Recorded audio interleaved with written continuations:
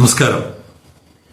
വളരെ പ്രശസ്തമായ ഒരു ചൊല്ലുണ്ട്, ഇംഗ്ലീഷിലാണെന്ന് മാത്രം. If you give peanuts you will get monkeys. Trivandrum sailing commentary ആരംഭിക്കുന്നു.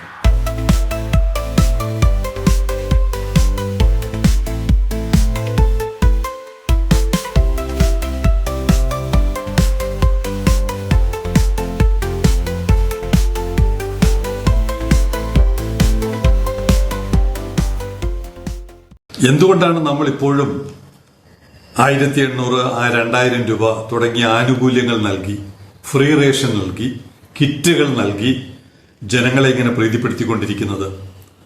അതിന്റെ ഇമ്പാക്റ്റ് എന്താണെന്ന് മനസ്സിലാക്കണമെങ്കിൽ ഇന്നത്തെ രാഷ്ട്രീയ നേതൃത്വം, ഏത് മുന്നണിയായാലും BJP അടക്കം, അതിന്റെ നേതൃത്വത്തിന്റെ ചിന്താശേഷി, അല്ലെങ്കിൽ അവർക്ക് ഈ രാജ്യത്തോടുള്ള കടമ, ജനങ്ങളോടുള്ള കടമ എങ്ങനെ പാലിക്കപ്പെടുന്നില്ല, എന്തുകൊണ്ട് പാലിക്കപ്പെടുന്നില്ല എന്നുള്ളതിന് ഈ അടിസ്ഥാനപ്പെട്ടത് ഇത്തരം സൗജന്യങ്ങളിലൂടെ വളർന്നു വന്നൊരു തലമുറയാണല്ലോ ഇപ്പോഴത്തെ രാഷ്ട്രീയ നേതൃത്വം.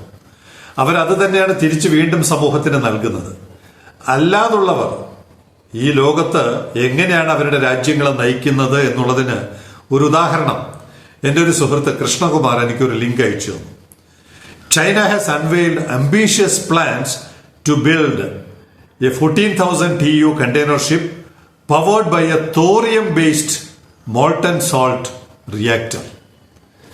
നമ്മുടെ തൊട്ടടുത്ത് കിടക്കുന്ന തോറിയം, കരിമണൽ, മോണസൈറ്റ്, ഇൽമനൈറ്റ് ഇവയിൽ നിന്നെല്ലാം എടുക്കുന്ന തോറിയത്തിൽ നിന്ന് തോറിയം ഇന്ധനമാക്കിക്കൊണ്ട് 14,000 TEU, 24,000 ആണല്ലോ ഇവിടെ വന്നതിൽ ഏറ്റവും വലുത്. അപ്പോൾ അതിന്റെ പകുതിയോളം വരാവുന്ന, അല്ലെങ്കിൽ കുറച്ച് വലിപ്പം കുറവുള്ള ഒരു കപ്പൽ, 14,000 TEUവിന്റെ കപ്പൽ China has unveiled ambitious plans to build. അത് നിർമ്മിക്കുവാനുള്ള പദ്ധതി അവർ അനൗൺസ് ചെയ്തു.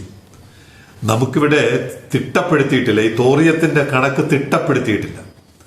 അങ്ങനെ ഒരു ആസ്തി ഇരിക്കുമ്പോൾ അതിനെക്കുറിച്ച് ഒരു കമാന്നൊരു അക്ഷരം മിണ്ടാതെ 1,800, 2,000 രൂപ കൊടുത്ത ആളുകളെ മയക്കി ഇടുന്നതിന്റെ പിന്നിലുള്ള രാഷ്ട്രീയം എന്താണെന്ന് ഇനിയുള്ള വരികളിലൂടെ വ്യക്തമാകും.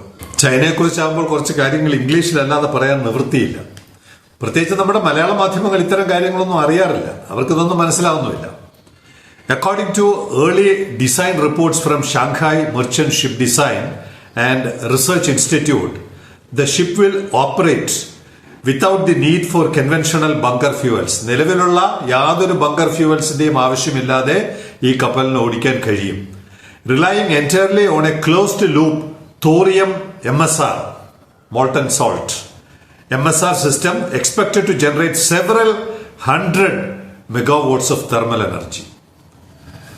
ആവശ്യത്തിനുള്ള ഊർജം ഈ പറയുന്ന തോറിയത്തിൽ നിന്ന് ഉൽപ്പാദിപ്പിക്കാൻ കഴിയും. Project sources suggest the design phase will be completed in 2026. ഒരു വർഷം വേണ്ട, ഒരു വർഷത്തിനകം കപ്പലിന്റെ ഡിസൈനും മറ്റു കാര്യങ്ങളും എല്ലാം പൂർത്തിയാക്കും. While China has seized the opportunity to utilize its thorium, India is dragging its feet despite having one of the world's largest resources. അടിയറ സിമ്പൽ. ഏറ്റവും കൂടുതൽ റിസോഴ്സ് ഉള്ള, ഇത് രണ്ടാമത്തെ റിപ്പോർട്ടാണ്. ചൈനയുടെ റിപ്പോർട്ടിലുള്ളതാണ് ആദ്യം പറഞ്ഞതെങ്കിൽ ഇപ്പോൾ ഞാൻ വായിച്ചത് മറ്റൊരു റിപ്പോർട്ടിലാണ്. ഇന്ത്യക്ക് ഇത്രയധികം സാധ്യതയുണ്ടായിട്ട്, ഇത്രയധികം റിസോഴ്സ് ഉണ്ടായിട്ട് എന്തുകൊണ്ടാണ് ഈ രംഗത്ത് പിന്നോട്ട് പോയത്? അതാണ് ഞാൻ നേരത്തെ പറഞ്ഞത്. If you give peanuts you will get monkeys. അങ്ങനെയുള്ള മങ്കികൾ നമ്മളെ എല്ലാം നിയന്ത്രിച്ചു കൊണ്ടിരിക്കുമ്പോൾ കരിമണലും തോറിയവും ഇൽമനൈറ്റും മോണസൈറ്റും ഒക്കെ രാത്രിക്ക് രാത്രി കടൽ കടന്നു പോകും. ഇനി എനിക്ക് നേരിട്ട് അനുഭവമുള്ള കഥ കൂടി ഇതിനടുത്ത് പറയാം. India should have achieved the feat of transforming thorium into usable nuclear fuel before China, but this is a significant development for the world. പറയുന്നത് ബാർക്കിന്റെ പ്രധാനപ്പെട്ട ഒരു ഉദ്യോഗസ്ഥനാണ്. ചൈനയ്ക്ക് മുമ്പ് ഇന്ത്യ ഈ മേഖലയിൽ വലിയ മുന്നേറ്റം നടത്തേണ്ടതായിരുന്നു. India should have achieved the feat of transforming thorium into usable nuclear fuel before China. എനിക്ക് തോന്നുന്നൊരു 10 വർഷം മുമ്പായിരിക്കും, 10-15 വർഷം മുമ്പ് ഇതേ ബാർക്ക് ബാബ അറ്റോമിക് റിസർച്ച് സെന്ററിലെ ഗസ്റ്റ് ഹൗസിൽ ഞാൻ താമസിച്ചുകൊണ്ട് ഈ വിവരം ഞാൻ ഒരിക്കൽ സെയിലിംഗ് കമന്ററി പറഞ്ഞിട്ടുണ്ട്, 1-2 തവണ പറഞ്ഞിട്ടുണ്ട്. അന്ന് ആ സ്ഥാപനത്തിന്റെ രണ്ടാമത്തെ പദവിയിൽ, ഒന്നാമത്തെ പദവിയിൽ രണ്ടാമത്തെ പദവിയിൽ ഇരിക്കുന്ന ഒരു മലയാളിയായിരുന്നു. അദ്ദേഹം നൽകിയ ആതിഥേയത്വം സ്വീകരിച്ചുകൊണ്ടാണ് ഞാൻ ആ ഗസ്റ്റ് ഹൗസിൽ താമസിക്കുന്നത്. അദ്ദേഹം എന്നോട് പറഞ്ഞു, ഇതിന്റെ പ്രോട്ടോടൈപ്പ്, ഇതിന്റെ സയൻസ് ഡെവലപ്പ് ചെയ്തു, തോറിയം ഉപയോഗിച്ചാണ്. അദ്ദേഹം കാറാണ് പറഞ്ഞത്, കപ്പലല്ല. കാർ ഓടിക്കാനുള്ള ടെക്നോളജി ബാർക്ക് ഡെവലപ്പ് ചെയ്തു. പക്ഷെ അതിന്റെ യന്ത്ര സംവിധാനങ്ങൾ പ്രോട്ടോടൈപ്പ് ഡെവലപ്പ് ചെയ്തിട്ടില്ല. അപ്പൊ വേണമെങ്കിൽ ഗവൺമെന്റിന് താല്പര്യം ഉണ്ടായിരുന്നെങ്കിൽ അന്ന് തന്നെ കാറിന്റെ കാര്യത്തിൽ അപ്പോൾ തന്നെ വെബ്സൈറ്റ് വളരെ റൂഡ് മോഡലായിരുന്നു അന്നത്തെ വെബ്സൈറ്റ്. അന്നത്തെ നമ്മുടെ ഔട്ട്ലുക്ക് എക്സ്പ്രസ് ഒക്കെ നോക്കുമ്പോൾ ഇങ്ങനെ കറങ്ങി നിൽക്കും. അന്ന് പോലും ഉണ്ടായിരുന്നു India has developed technology for thorium reactor എന്ന് പറയുന്ന തരത്തിലുള്ള ഇന്ത്യ ഡെവലപ്പ് ചെയ്തു. അതിശയം തോന്നി, ഈ രംഗത്ത്, ഇത്രയും വലിയ രംഗത്ത് ഇന്ത്യ ഡെവലപ്പ് ചെയ്തു എന്നാണ് അന്ന് തന്നെയും വെബ്സൈറ്റിലുണ്ടായിരുന്നത്. പിൽക്കാലത്തൊക്കെ അത് മാറി. എന്റെ അനുഭവം, മലയാളിയായ ഈ ശാസ്ത്രജ്ഞനോട് ഞാൻ ഫോണിലൂടെ, അതിനകത്ത് നിന്നുകൊണ്ടും തൊട്ടപ്പുറം ഇപ്പുറം ഇരിക്കുന്ന ബിൽഡിംഗ് ആയിട്ട് പോലും അദ്ദേഹം എന്നെ നേരിട്ട് കാണാൻ സമ്മതിച്ചില്ല. കാരണം ഞാനൊരു ജേർണലിസ്റ്റാണ്, മാധ്യമപ്രവർത്തകനാണ് എന്നുള്ളത് അദ്ദേഹത്തിന് എന്തോ ചില സംശയങ്ങൾ തോന്നി. റൂമൊക്കെ ശരിയാക്കി തന്നെങ്കിലും നേരിട്ട് കാണാൻ അദ്ദേഹം അവസരം നൽകിയില്ല.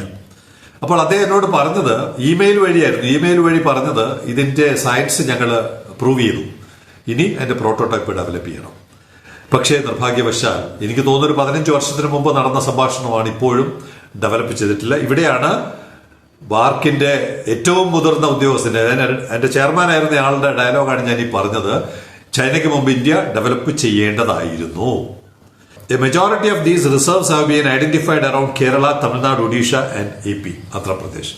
ഈ പറയുന്ന തോറിയം അതിന്റെ റിസർവ് ഏറ്റവും കൂടുതൽ ഉള്ളത് ഈ പറയുന്ന 4 സംസ്ഥാനങ്ങളിലാണ്: കേരളം, തമിഴ്നാട്, ഒഡീഷ, ആന്ധ്രാപ്രദേശ്. അതുകൊണ്ടാണ് ഇവിടെ ഇതൊന്നും നടക്കാതെ പോയത്. ഇനി വേറെ എവിടെയെങ്കിലും ഉണ്ടായിരുന്നെങ്കിൽ നടക്കുമോ, അത് വേറെ വിഷയം. In recent years, China has claimed to have identified additional ഞാൻ അച്യുതാനന്ദൻ പറയുന്ന പോലെ ആവർത്തിച്ചു പറയാൻ, അഡീഷണൽ തോറിയം റിസർവ്സ്. ഈ അടുത്ത കാലത്തായിട്ട് അവര് തോറിയം റിസർവ്സ് കൂട്ടി, എവിടുന്നോ കൂട്ടി. Latest report suggest that the countries identified thorium reserves total around 1.3 to 1.4 million tons. 13 മുതൽ 14 ലക്ഷം ടൺസ് വരെ അവർക്കുണ്ട്. Compared to India's 1.07 million tons. മോശമല്ല, ഇന്ത്യക്കും 1,10,70,000 ടൺ ഇന്ത്യക്കുമുണ്ട്. അപ്പോഴും ചൈനയേക്കാൾ പിന്നിലാണ്. ഞാൻ ബാർക്കില് ബന്ധപ്പെട്ടുകൊണ്ടിരുന്ന സമയത്ത്, ഇവിടുത്തെ KMML ബന്ധപ്പെട്ടുകൊണ്ടിരുന്ന സമയത്ത്, ഈ വിഷയവുമായി ബന്ധപ്പെട്ട് പഠിക്കാൻ ശ്രമിച്ചപ്പോൾ എനിക്ക് മനസ്സിലായത് ചൈനയ്ക്ക് സ്വന്തമായിട്ട് ഇൽമനൈറ്റ് ഇല്ല. മോണോസൈറ്റും ഇൽമനൈറ്റും ഒരു തരി പോലുമില്ല. ബാർക്കിന്റെ ഈ റിസോഴ്സ് ഉള്ള, ഈ മിനറൽസ് ഉള്ള രാജ്യങ്ങളുടെ ലിസ്റ്റിൽ ചൈന ഇല്ല. അന്ന് അവർ നൽകിയ ലിസ്റ്റിൽ ചൈന ഇല്ലാതിരിക്കുമ്പോൾ ഇന്ന് ലോകത്തിൽ ഏറ്റവും കൂടുതൽ റിസർവ് അവർക്ക് എങ്ങനെയുണ്ടായി?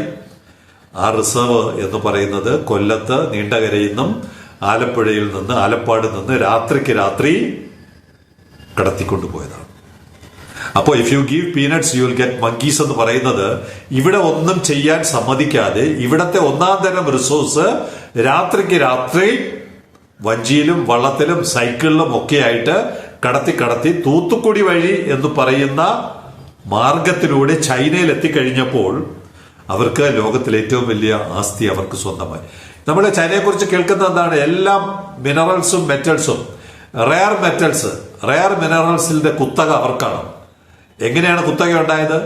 ഇതുപോലെ എല്ലാ രാജ്യങ്ങളിൽ നിന്ന്, ലോകത്തിന്റെ ലാറ്റിൻ അമേരിക്കയായാലും ആഫ്രിക്കയായാലും ഏഷ്യ ആയാലും നമ്മുടെ കരുനാഗപ്പള്ളിയിൽ നിന്നും ഒക്കെ രാത്രിക്ക് രാത്രി കടത്തിക്കൊണ്ടുപോയി ഇന്നവർ അത് വെച്ചിട്ടാണ് ലോകത്തെ, എന്തിനാണ് അമേരിക്കയെ പോലും വിലപേശുന്നത്? ഈ റെയർ മിനറൽസ് മെറ്റൽസിന്റെ പേരിലാണ്. നമുക്ക് കേരളത്തിന് ഏറ്റവും വലിയ ആസ്തി, ഒരു റഫ് എസ്റ്റിമേറ്റ് 14 ലക്ഷം ടൺ കരിമണൽ ഉണ്ടെന്നാണ്. 14 ലക്ഷം ടൺ, ഏതാണ്ട് അതിന് തുല്യമാണ് ഇപ്പോഴും പറയുന്നത്. നമുക്ക് കപ്പൽ, അപ്പോ ചില കോട്ടിട്ട ആളുകൾ വന്നിരുന്ന് പറയും, ഒരു കാരണവശാലും ഇവിടെ കപ്പൽ നിർമ്മാണശാല പാടില്ല. എന്തുകൊണ്ടാണ്? ഇങ്ങനെയുള്ള ഗവേഷണങ്ങൾ നടത്താൻ പാടില്ല. പൂവാറിൽ വരുന്ന കപ്പൽശാല ഇത്തരത്തിലുള്ള ആധുനിക ടെക്നോളജി ഉപയോഗിച്ചുകൊണ്ടാണ് നിർമ്മിക്കേണ്ടത് എന്നുള്ളത് കൊണ്ട് തന്നെ ഈ കപ്പൽശാല വരുന്നതുവരെ ഞങ്ങളെപ്പോലുള്ളവർ തലസ്ഥാനവാസികൾ നിരന്തരം നിർഭയം പോരാടിക്കൊണ്ടിരിക്കും.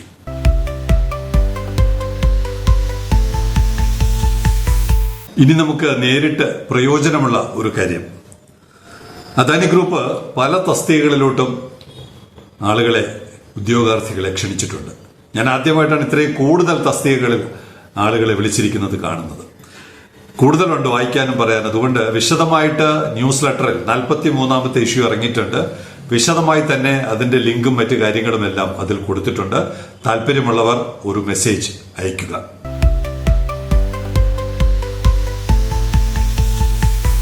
ഇനി ഇന്നലത്തെ തിരുമണ്ടൻകുന്നിലെ ഒരു ഫോളോ അപ്പ് ഉണ്ട്. പറഞ്ഞല്ലോ, മുഖ്യമന്ത്രിയുടെ ഓഫീസ് 2 വർഷം 22 മാസം ആയിട്ടും സിഇഒയെ മാറിയ വിവരം മുഖ്യമന്ത്രിയുടെ ഓഫീസ് അറിഞ്ഞിട്ടില്ല എന്നാണ് സേലിംഗ് മന്ത്രി പറഞ്ഞത്.